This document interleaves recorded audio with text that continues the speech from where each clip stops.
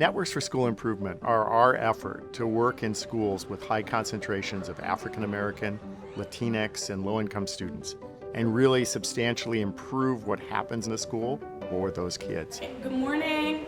And bringing schools together in a network really allows us to learn from one another, grow with one another, and ultimately achieve success together. Teachers listening to other teachers. That's what makes this so exciting and so relevant for them. They're learning from one another. This is not a top-down approach. This is not the district telling schools what to do. This is really the schools informing the district on how we should learn. So we are getting ideas from what the schools are experiencing within their network.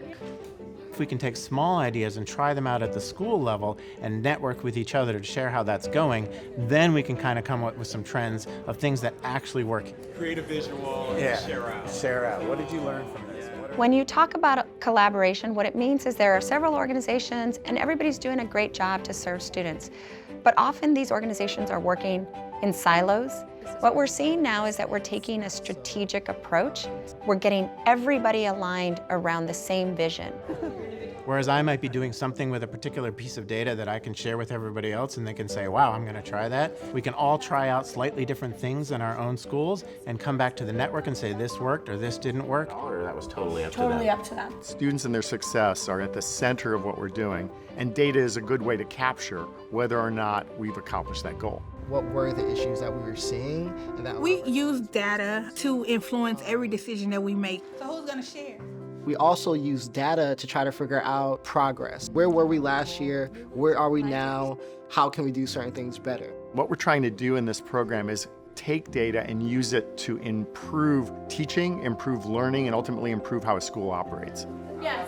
Continuous improvement is really an effort to be smarter about what's going on in a school. It's looking at how a school functions, understanding where it's successful and not. That's what we would call a root cause analysis. And then figuring out strategies that address that root cause. We're providing tools and resources around continuous improvement. It's really us getting better at trying to get better. The reaction you get from the students inspires our teachers too. That's a sign for me as a principal that it's something we want to keep going forward with. And we're starting to see some of the really early wins. What we're excited about in the work Check this out. is the ability to look at research and generate new research. What can we learn about students and how they succeed in school? Take that and turn it into tools and strategies that educators can use. Our hope is that these networks become a prototype to scale innovative practice and implement it in ways that ultimately decrease and eliminate the achievement gap across the country.